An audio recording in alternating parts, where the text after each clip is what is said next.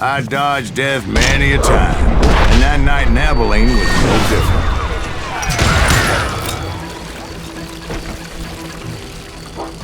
I was there with the intention of finding that bastard Bob and collecting the bounty on John Wesley.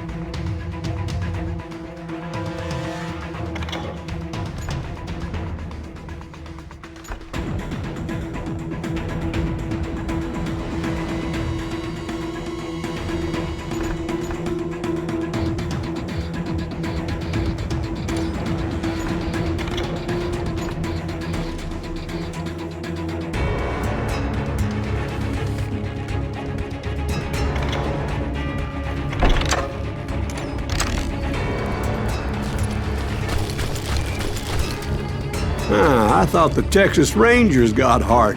Yeah, that's what they want you to believe. It was coldin' a witch's tit and a brass bra that night as I fought my way past his loyal compadres.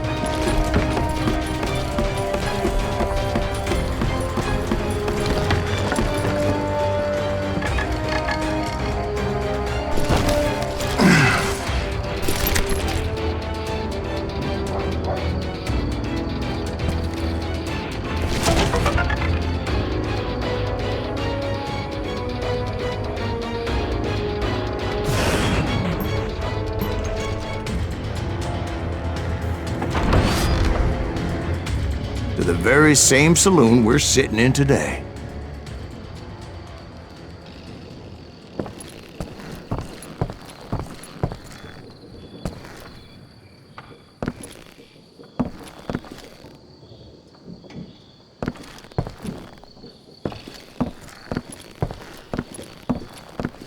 Look around and imagine this place painted in blood.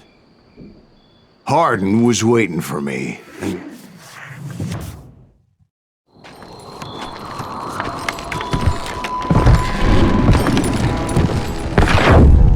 Wait, I'm jumping the gun here. Let me back up and give you some background on this sumbitch. He deserves that much. Don't you think so, Ben? John Wesley Hardin was a killer. By the end, he confessed to taking the lives of 42 men. Fathers and husbands, brothers and sons, men with families who cared about them. Families who put up money in hopes of finding justice. He was a bona fide folk hero by then, and had amassed a gang of armed miscreants and other assorted thugs. He and his men set up camp outside of town, and I was hoping Bob was among them. Shit, it's cold out here. I'm freezing my giblets off.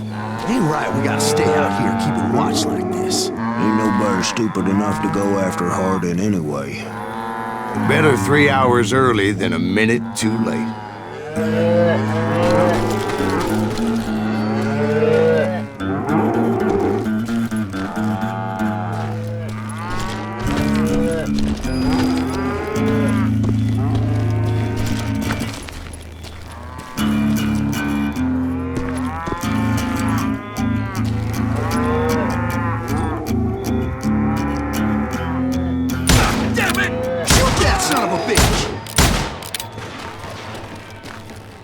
Can't get a good shot at him.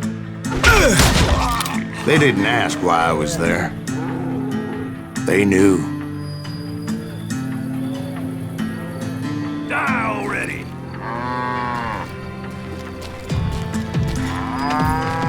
I shot the son of a bitch!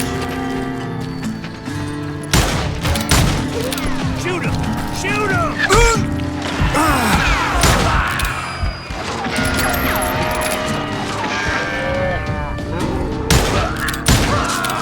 Most of them were wanted as well.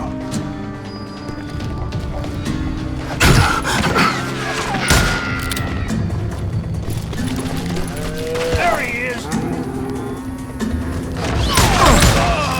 I figured Hardin was here somewhere, but to get to him, I'd have to get past his gun hands. And that was easier said than done, as most of them were as foolish and full of bravado as I was.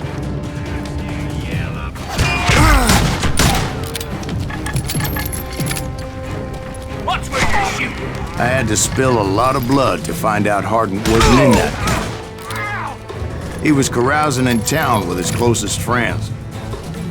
Hardin's boys apparently didn't want me to reach the Bull's Head. Some were hightailing it into town to inform their jefe of my unwelcomed presence.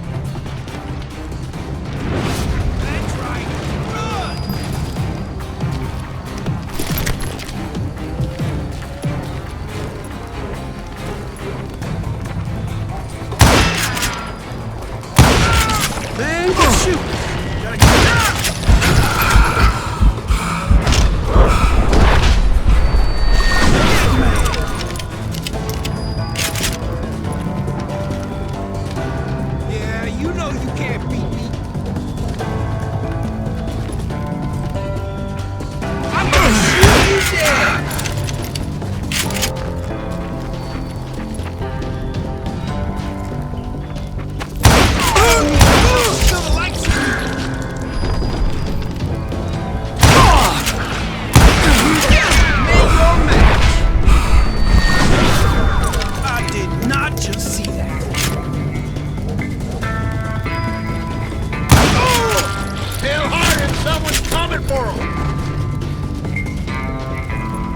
Stop that sumbitch!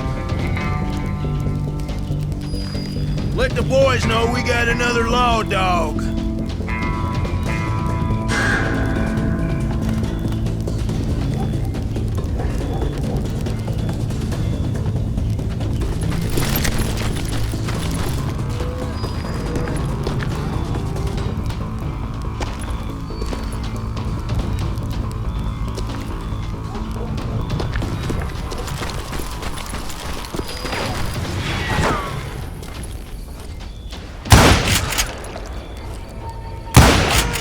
I wondered if Bob was among them.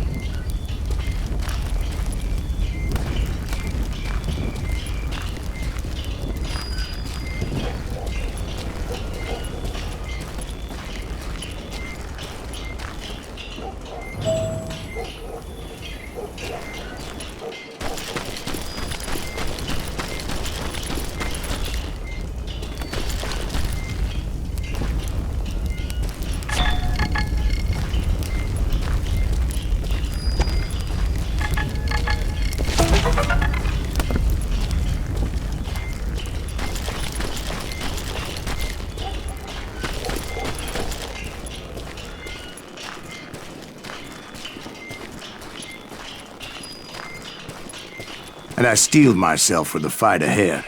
For as good as I was, deep down I wondered if John Wesley wasn't just a little bit better.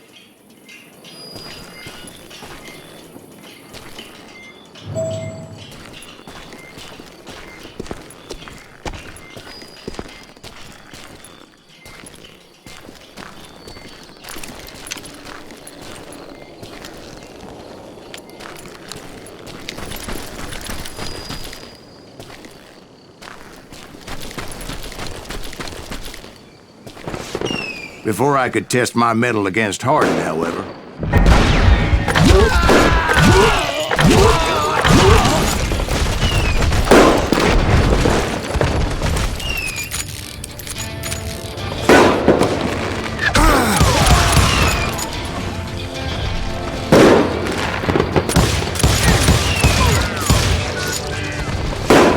I didn't learn until later that that night was in fact his birthday celebration.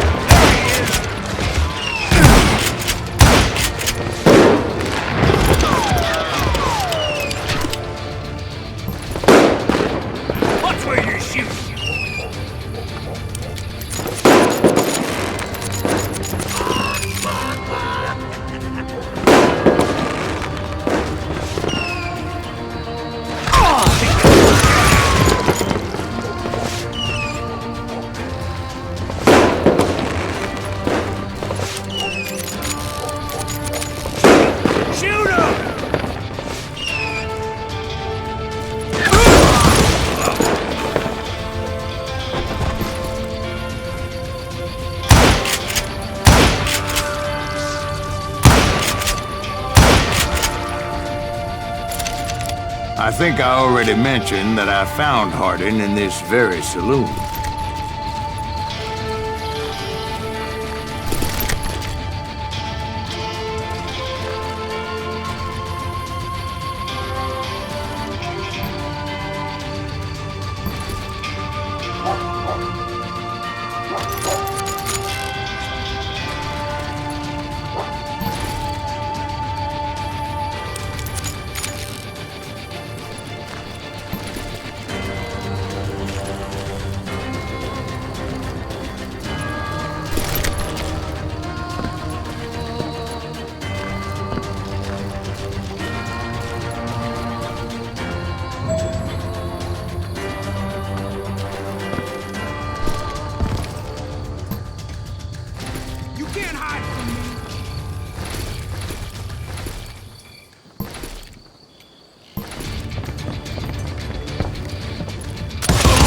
Suffice it to say, nobody there was happy to see me.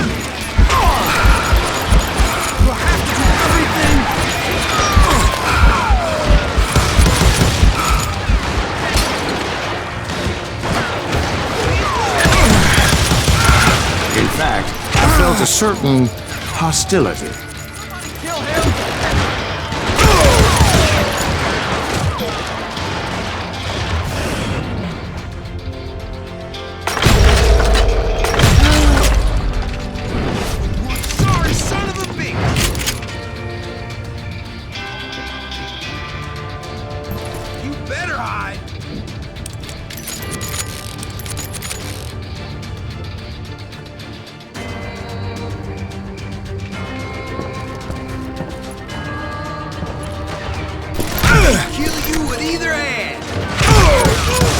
I was disappointed that neither Bob nor John Wesley were among the dead.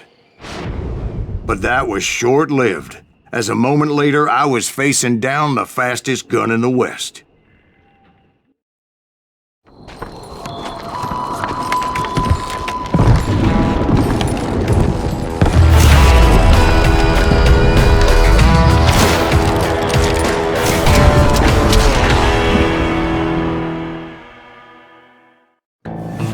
I felt a bolt of adrenaline, or maybe that was fear.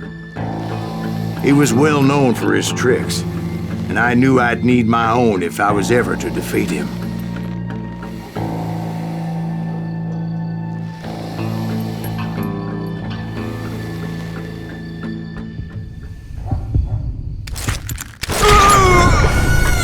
No, wait! He didn't hit me then. I'm sure of it.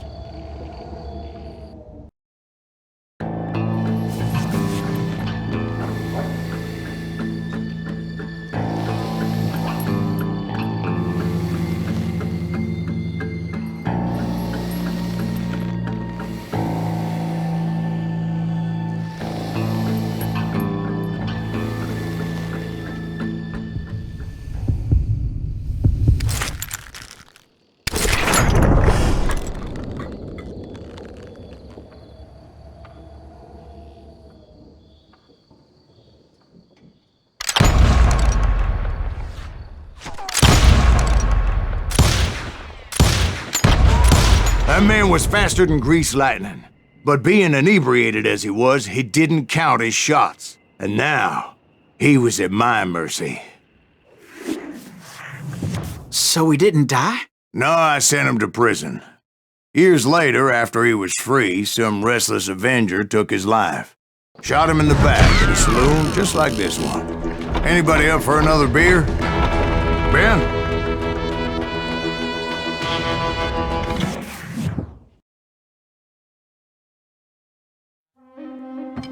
Thank you, darling. Yeah, some say revenge is a dish best served cold. So whatever happened to that Bob guy you were after? Personally, I'd like to hear some of your other adventures. Like, I don't know, did you ever go toe-to-toe with a red man?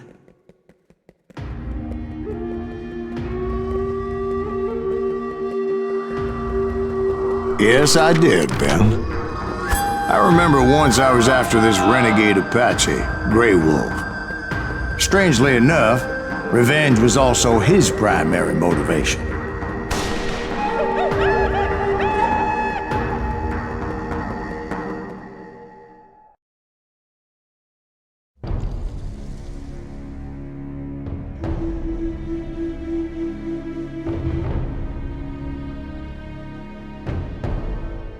A bounty was put on Grey Wolf's head, and that's how I came to hunt him in the mountains.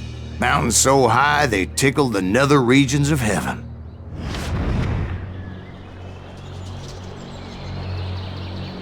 Grey Wolf was a Chiricahua Apache medicine man who had led a war party in revenge for a massacre against his people. The U.S. Army had attacked his tribe during his daughter's sacred sunrise ceremony, and the slaughter was unspeakable. I understood his anger, as there's nothing more traumatic than seeing those you love die in a cruel and painful death.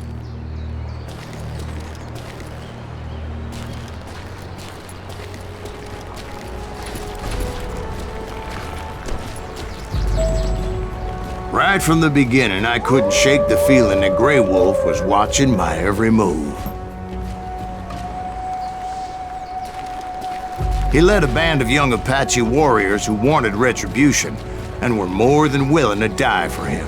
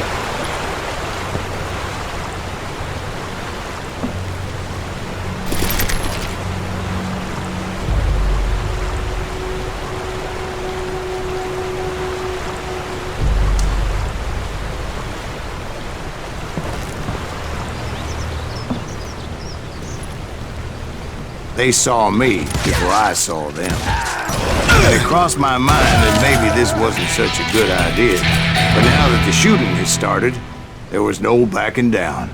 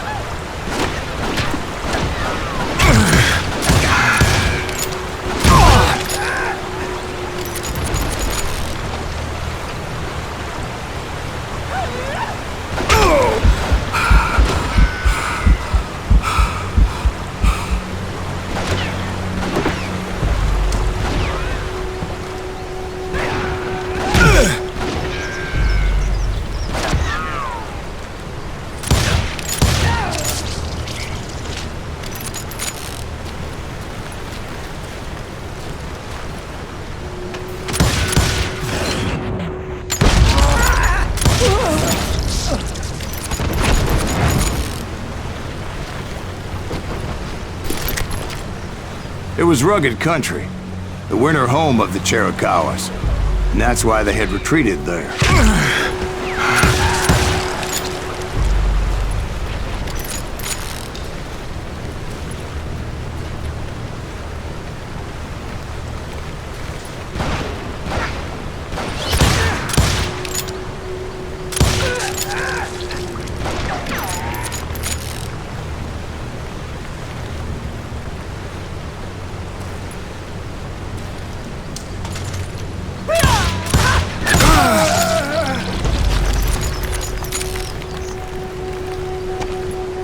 I admit to having some regrets about going after them the way I did.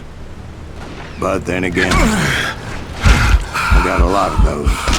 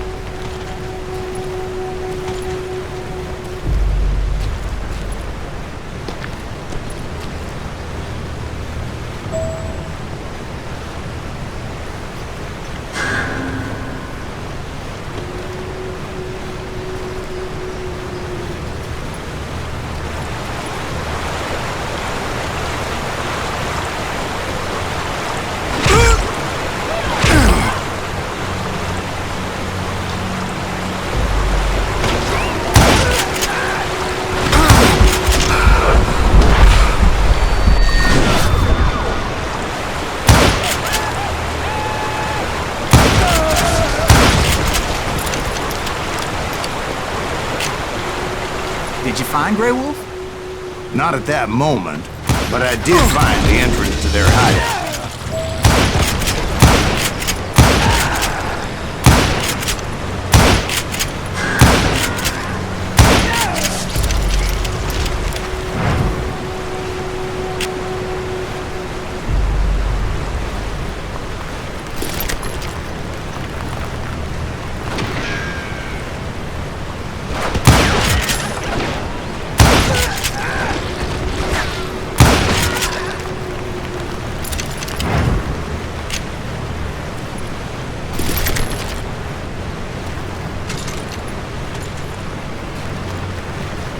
A deep crevice that led to a deeper cave. Don't tell me you went in there. Yeah, but it's not out of bravery so much as pure, angry cussedness.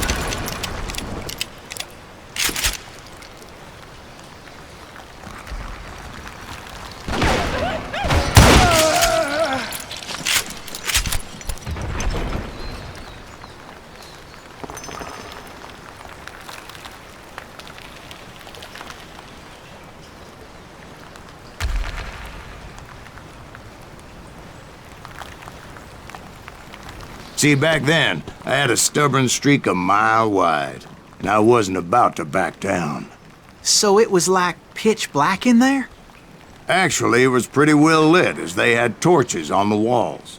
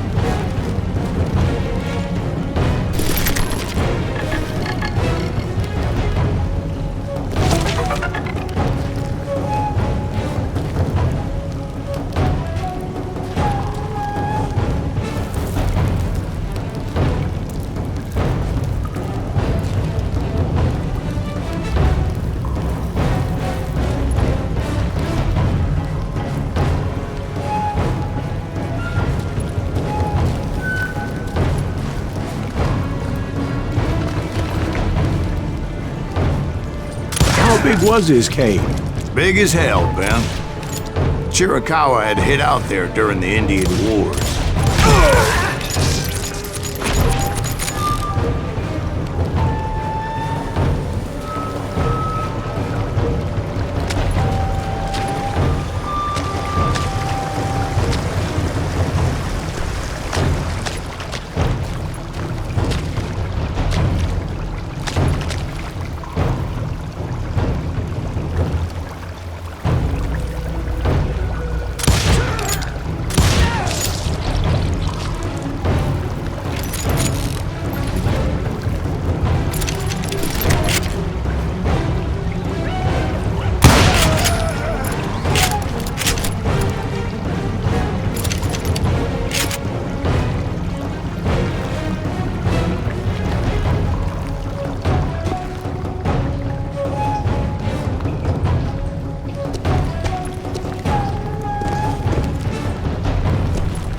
They thought it was haunted with the ghosts of those murdered by the horse soldiers.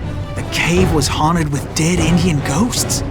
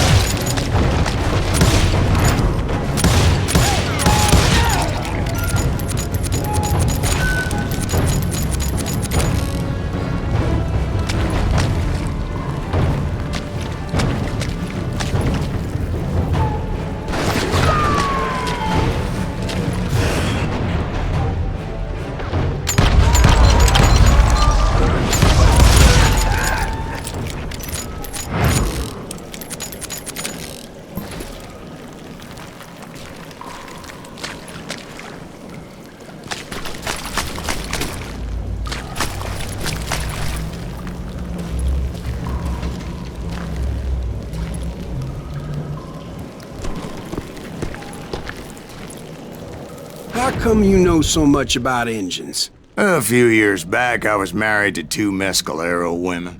At the same time? Yeah, they were sisters. Polygyny is traditional among the Mescalero. So what happened? Oh, I had to get out of there. Those girls never shut up. Both of them nagging at me all the time. Drove me half crazy. Haven't seen them since. No, I mean, what happened with Grey Wolf? Oh, well, I pursued him into the Cave of Death.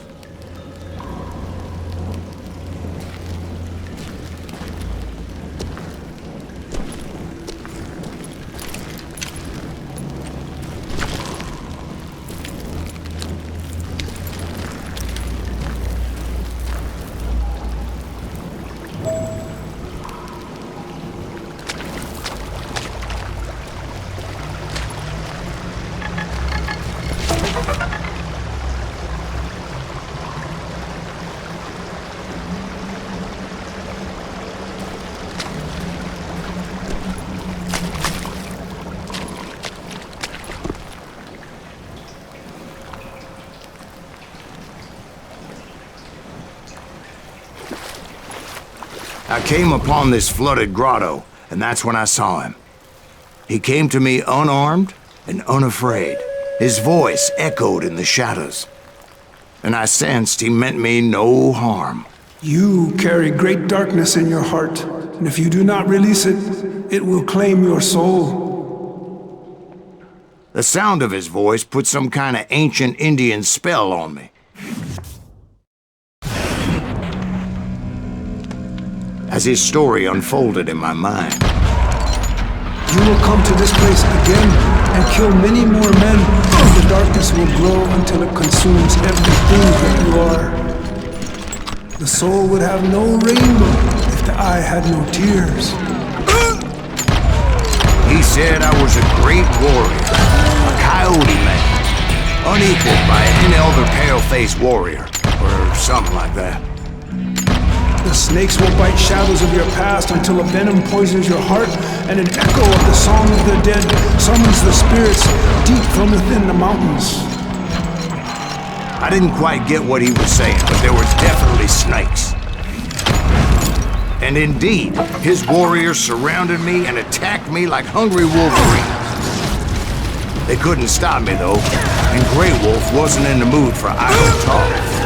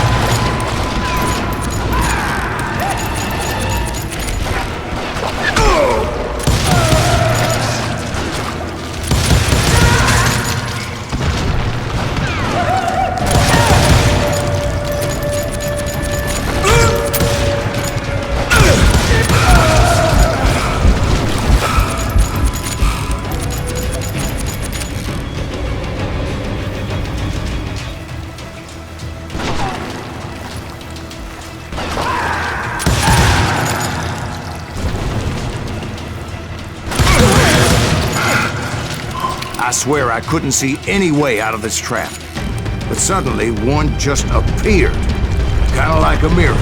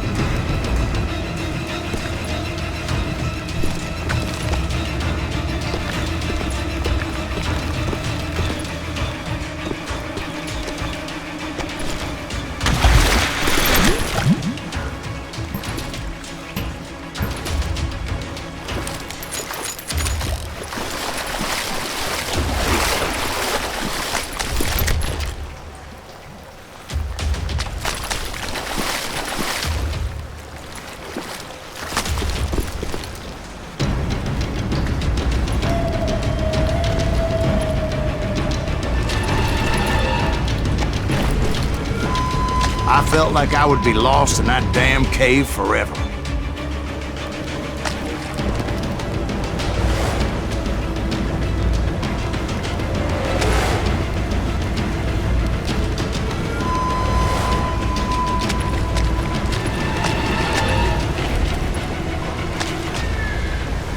Finally, I found myself back outside, perched on the edge of a precipice, overlooking a thundering whitewater river. To get where I was going required several leaps of faith, but no way in hell I was turning back.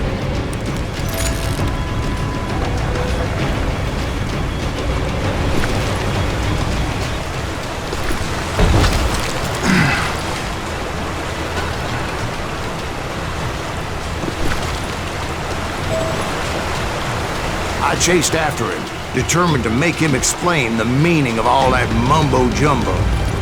Mumbo-jumbo's right. Are you making this all up as you go? A few details may be fuzzy, brother, but I am relating exactly what happened to me.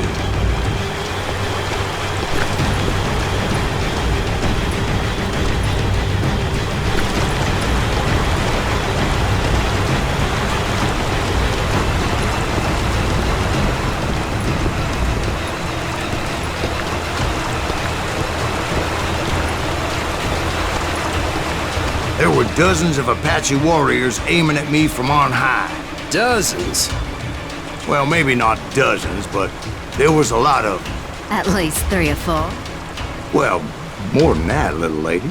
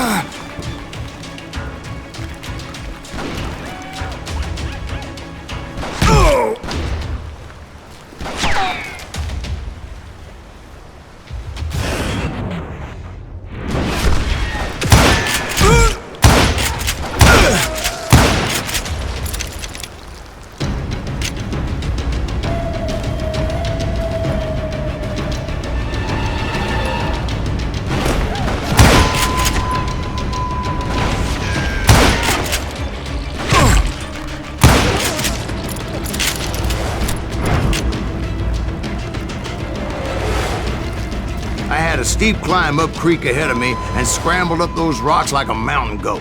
I was determined to locate Grey Wolf and find out exactly what the hell he was trying to tell me.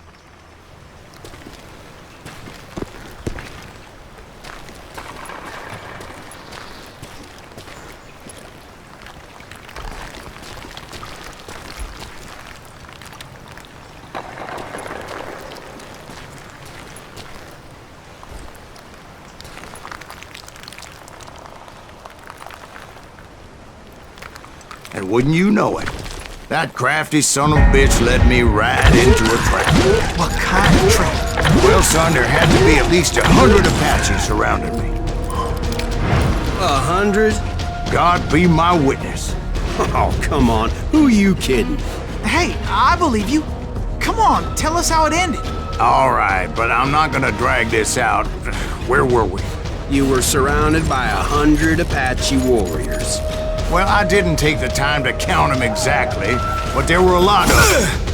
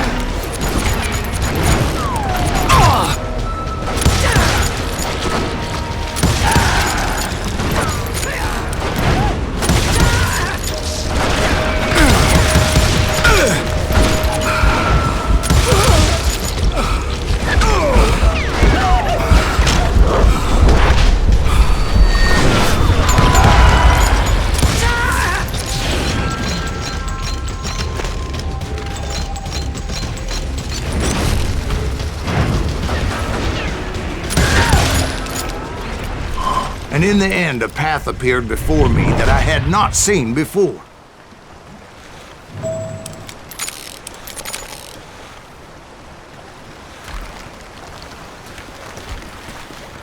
I followed it as I desperately needed to find out what Grey Wolf was trying to tell me.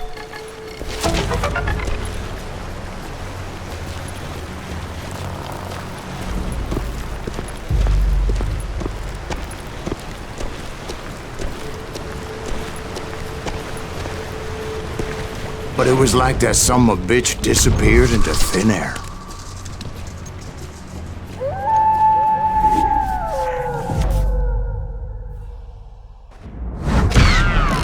Never did find him. And never did collect my goddamn bounty.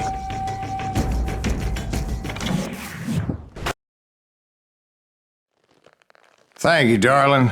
It's interesting how the truth can sometimes seem, might malleable, depending upon your point of view. Like how those dime novels make you out to be something you're not? Jack, don't be starting trouble. No, he's right. They do tend to exaggerate. Did they exaggerate your part in taking down the Daltons? Well, I was there in the flesh, boy, so I saw what happened firsthand.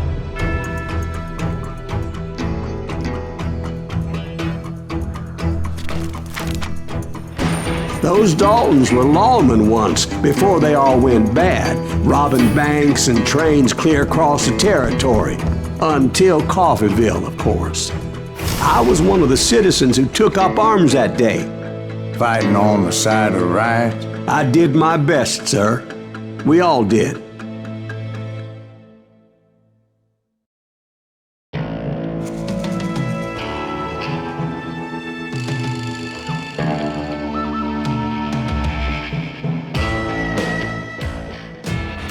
It was early morning. One of my friends was a local gunsmith, and he handed out firearms to anybody who'd take one. You see, the Daltons got it in their heads to rob 2 banks at the same time. 2 banks on the same damn street.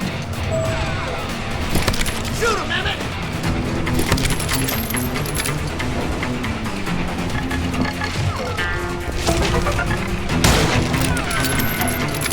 Get him, boy!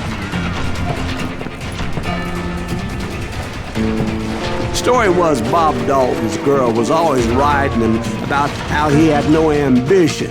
Oh, you're nobody next to Jesse James, she'd say. Finally, the bastard took his brothers to Coffeeville just to shut her up. Right. It's always the woman's fault.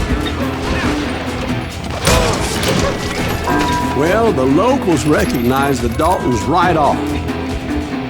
Before they could get away, half the town took up arms to defend their property. Their first mistake was pulling a job in their own damn hometown. The boys grew up in Coffeeville, so everybody knew them. The bank teller tricked them, telling them the time lock on the safe wouldn't open till 9:30. Well, that gave the locals enough time to prepare an ambush for those sons of bitches.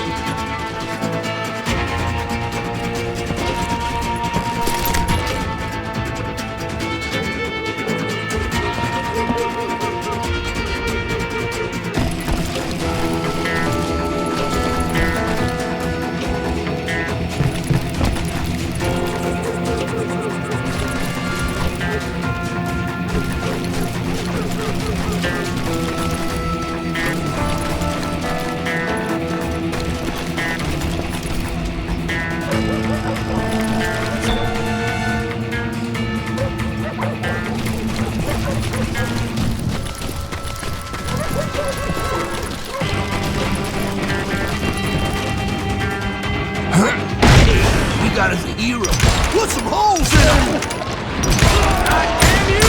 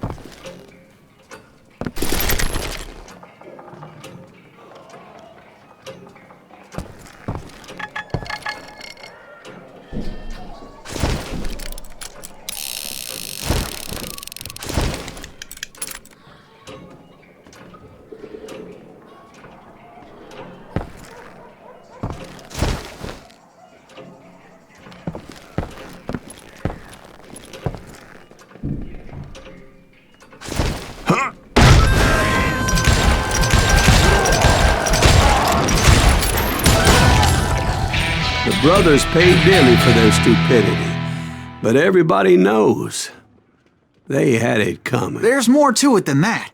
I read all about that day, so I know for a fact that it went down very differently. First of all, it was high noon. A posse of U.S. deputy marshals were on the rooftop across the street. Get ready, boys.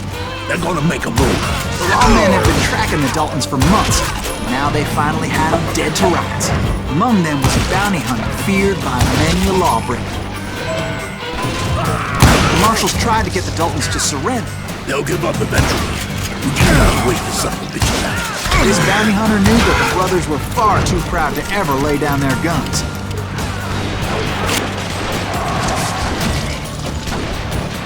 So he went in there alone to confront those criminals. One of the marshals shouted, "Where are you going? Are you crazy?" Hey, where do you think you're going, dumbass? That rifle's mine. But he paid him no mind.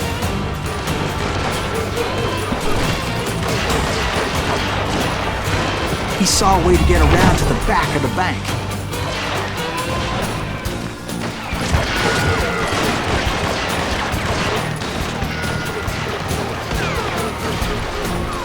Then he figured out how to hit the Daltons from a direction they weren't expecting.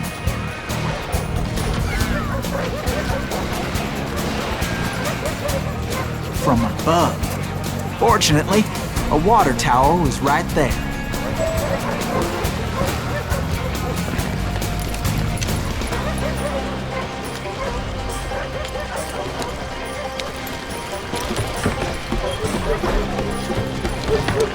A moment later, he was climbing up a steep ladder, laughing at danger as he did.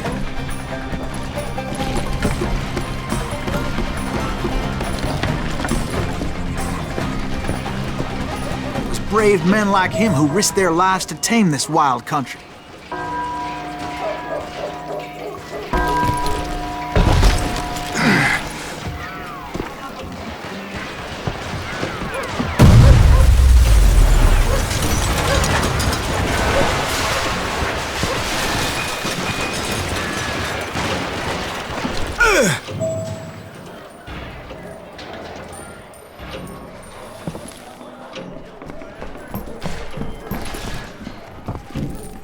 We've got company.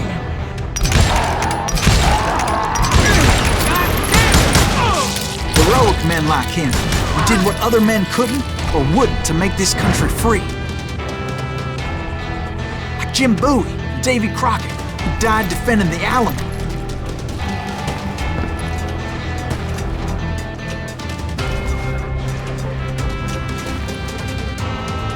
Is that Silas Greaves? Son of a bitch! Rule the day.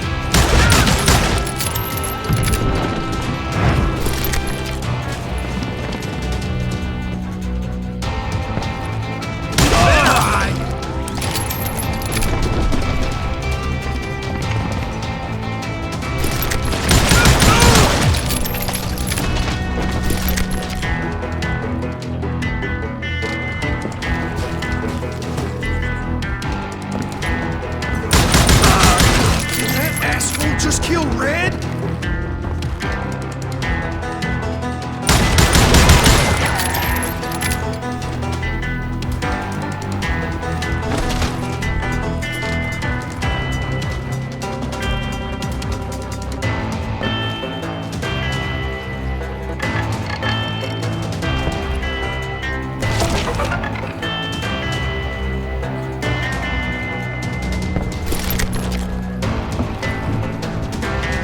Over there!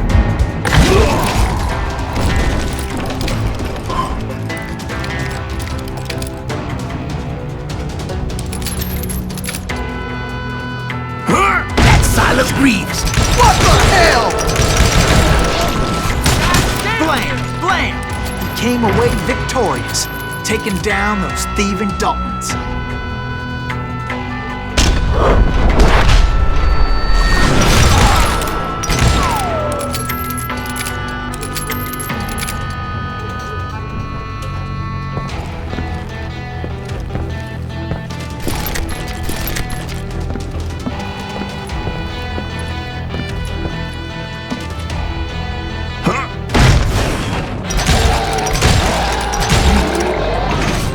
His name was Silas Greaves, and when the dust finally settled, he was the last man standing.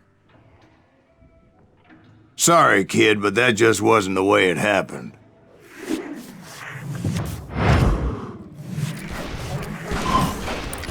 It was early evening, not high noon.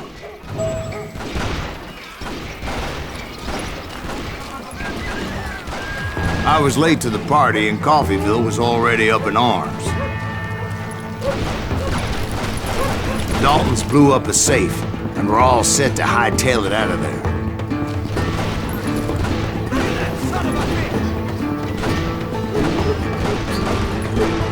Those pathetic deputies surrounding the bank were dropping like flies.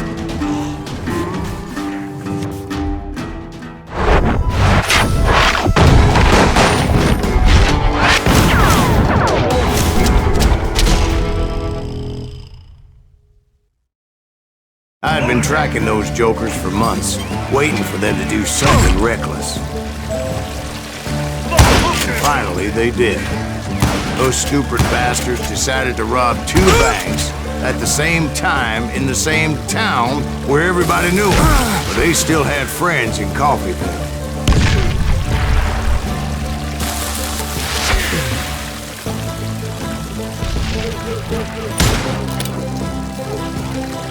You can't get me. Oh, so you're hiding too now. Now you're in trouble.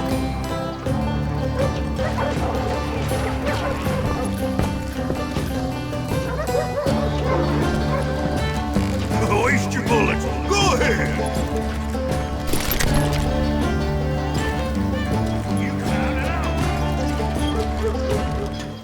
Shoot, I dare you.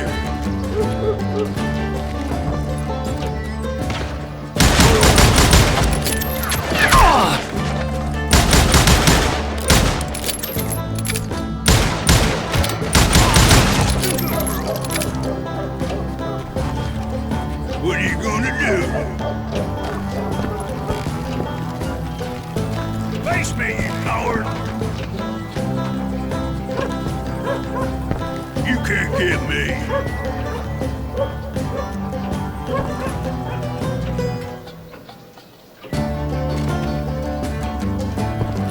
Now you're in trouble. Oh, so you're hiding too now. Waste your bullets. Go ahead.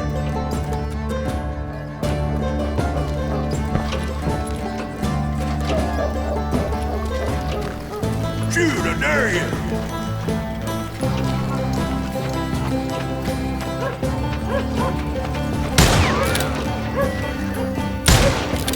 There he is. Hey, you got us an eagle? What's holes in him? Those friends came after me like a pack of wild dogs, tooth and nail. They were coming at me from all directions. You come out and I will. I caught sight of the Daltons running with the money and didn't want to lose it. The problem was, they knew the town better than I did. And to top it off, I found myself in the middle of another shootout entirely. Did the Daltons hole up in somebody's house? No, it was the Smiths, I believe. They were cousins of the Daltons. They were shooting at the Browns, who were shooting at the Daltons. Which wasn't any surprise, because those 2 families have been feuding forever. And since the Joneses are related to the Browns, they shot at the Smiths, pissing off the Heimhoffers, whose daughter recently married a Smith.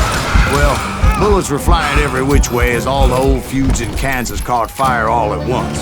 There was a hell of a lot of pissed off people in Coffeyville that day. But that's just the way life is sometimes. Shit happens.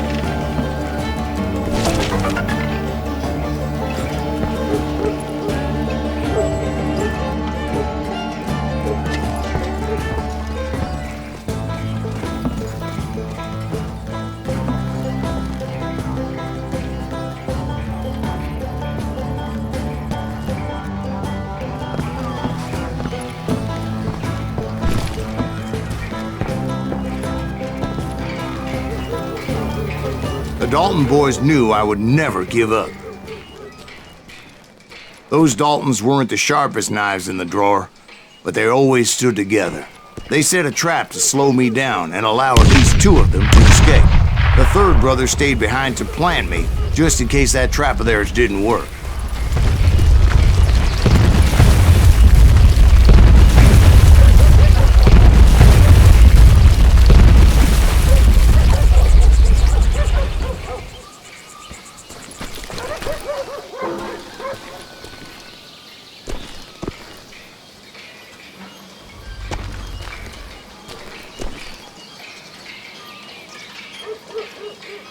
It was Emmett, the youngest, and he decided to stand his ground and face me down. I ain't afraid of you, Silas Reeves. This is where it ends for you. He was determined to protect his brothers. I understood how he felt. Taking me on all by his lonesome wasn't exactly a recipe for a long life. With the wrong damn Dalton.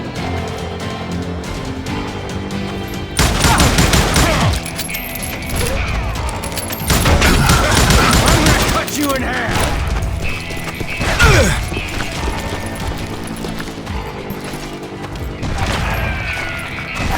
You ain't getting by me, Reed!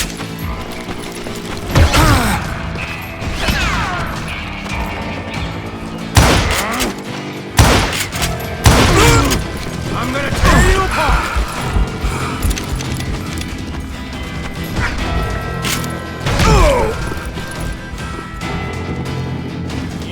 Dead, law dog!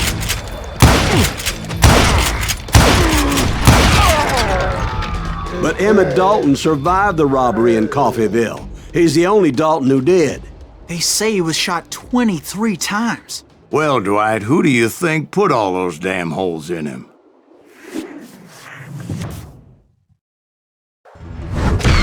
But I have to admit, that boy had grit.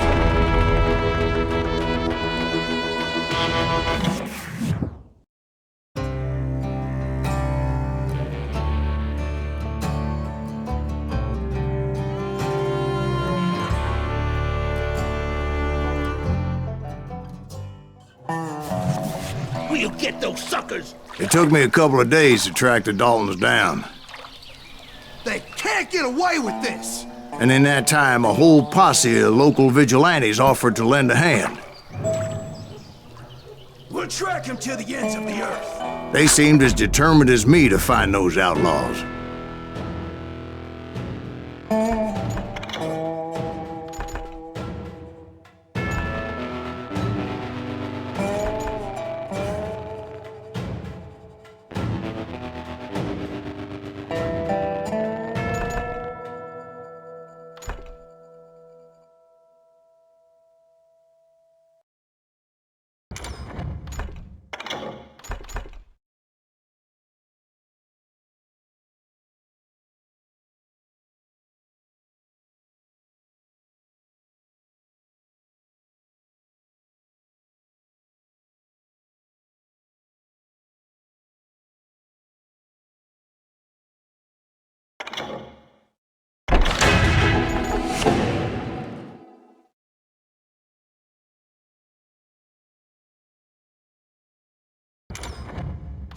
But as we headed into those swamps, it was like I had my own private army. There was no way those boys were getting away this time.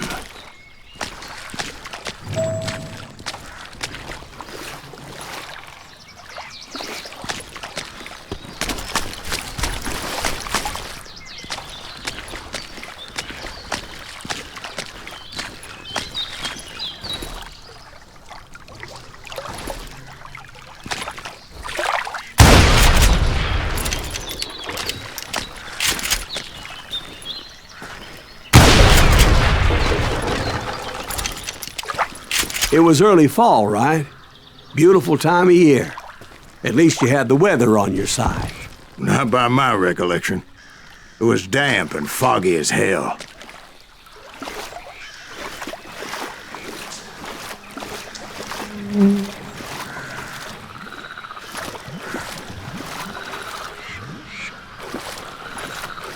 It was tough to stay on a true course, so we kept an eye out for landmarks.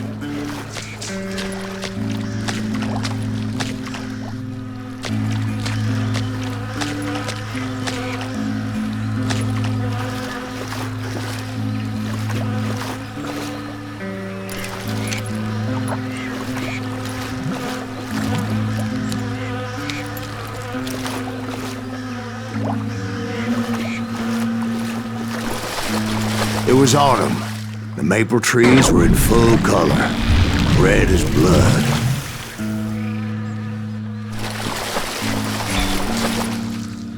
The rains that year were torrential, so the whole area was flooded. The vigilantes had spread out wide, and pretty soon I couldn't see anybody.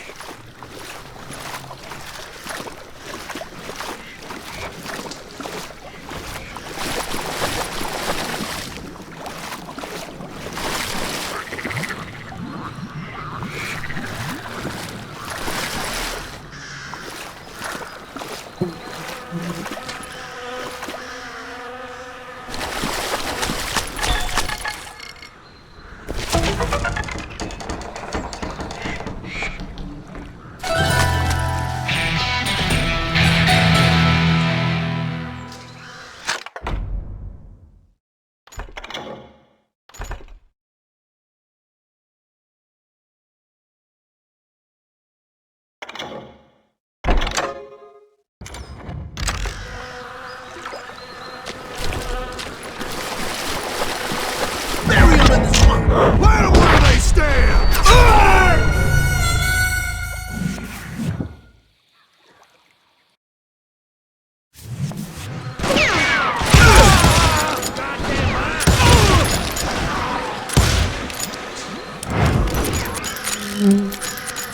That's it for you!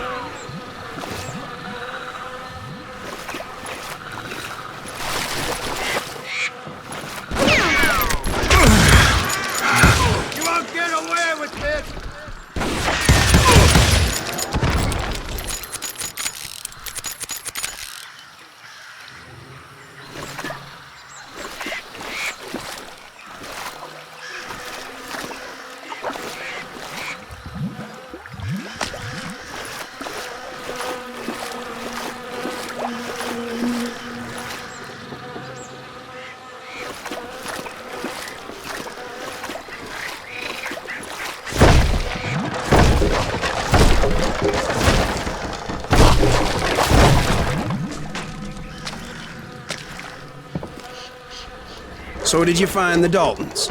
Not yet, but I did have the questionable pleasure of meeting a few of their friends.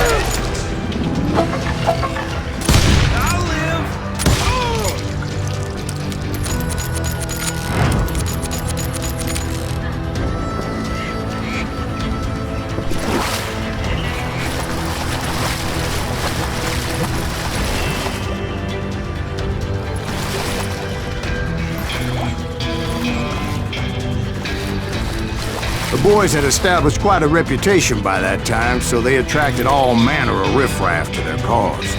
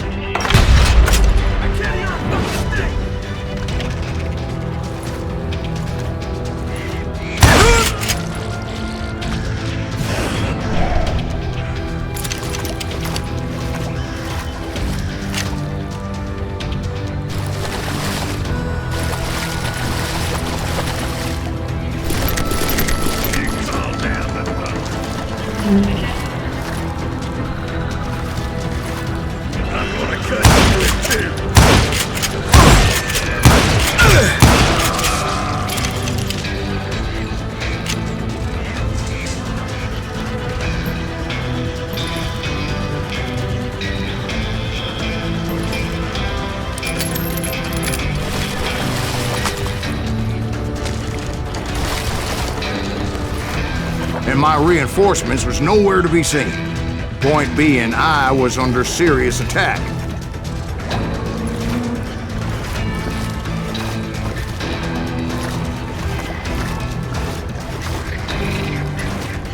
Somebody kill that sumbitch!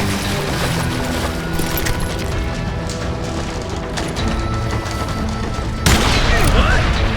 I can't hear you!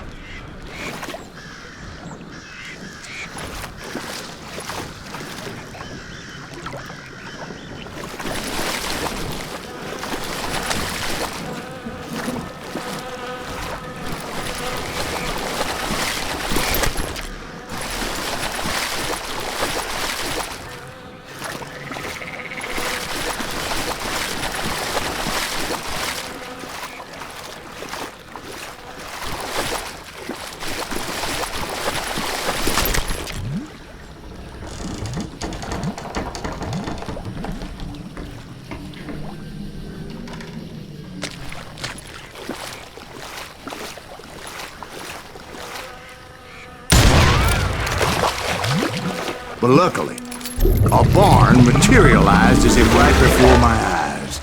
I scrambled up top to get a better view.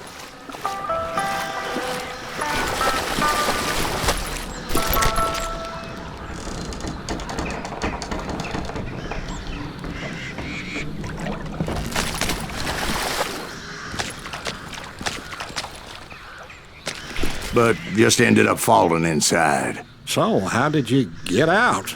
The barn doors was open. About right then, I saw some suspicious characters running for the bushes. Of course, I followed them. But that goddamn swamp was like a goddamn maze, and pretty soon I had no goddamn idea where I was.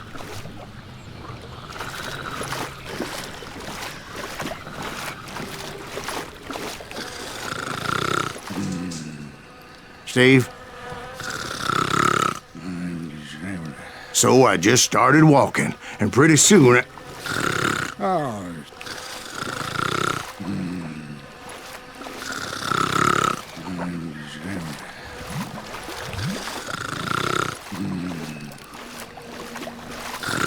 Oh.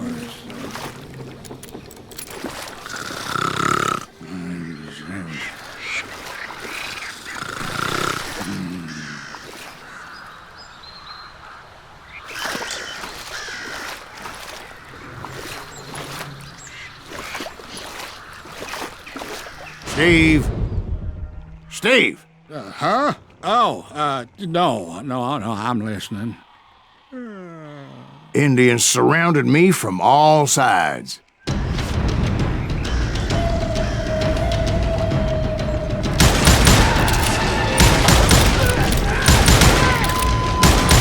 Indians? They were Indians. No. I just wanted to make sure Steve was paying attention. Now, where was I? You were following the Daltons through a swamp? That's right. See, Steve? Dwight's paying attention. No, I'm listening. I was just resting my eyes. So, where was I? The Daltons. Right. See, there's a reason so many outlaw gangs are made up of brothers. Being a brother is a very sacred thing. It's a bond like no other.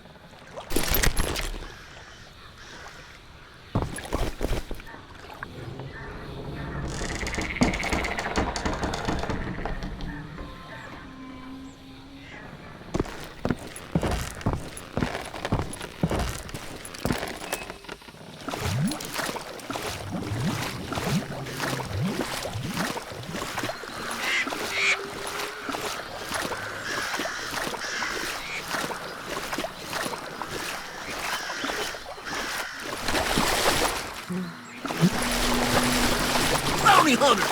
Stop that, son bitch! So did you ever find the damn Daltons? Not yet, but I did find a few of their cousins. You Kansans breed like rabbits. More Smiths or Heimhoffers or who knows what. But hell, what's more important than family? I bet Ben knows what I'm talking about. Kill that bounty hunter!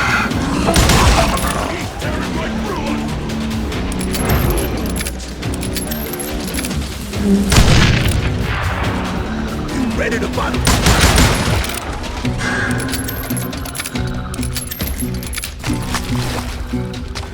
Blowing your ass up! Throw you right out of there!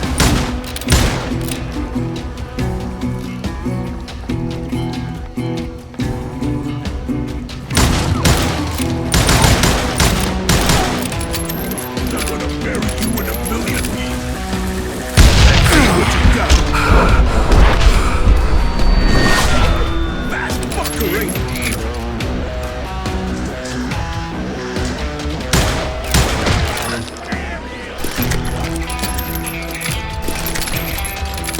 Bury him in the swamp!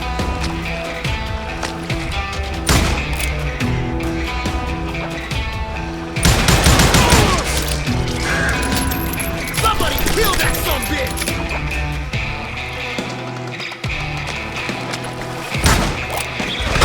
They got wavy!